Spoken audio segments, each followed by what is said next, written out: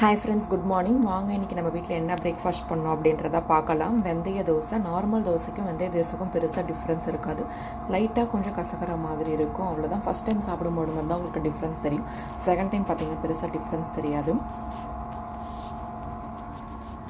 இதுக்கு என்ன side dish ready பண்ணியிருக்கோன்னு பார்த்தீங்கன்னா பீனட் சட்னி,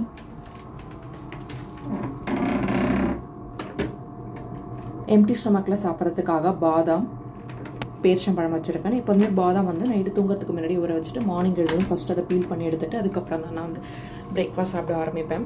பிரேக்ஃபாஸ்ட்டோட ஃபினிஷ் பண்ணுறதுக்காக காஃபி ப்ளஸ் லஞ்சுக்கு என்ன ரெடி பண்ணியிருக்கோன்னு பார்த்தீங்கன்னா சுட சுட சப்பாத்தி, பன்னீர் பட்டர் மசாலா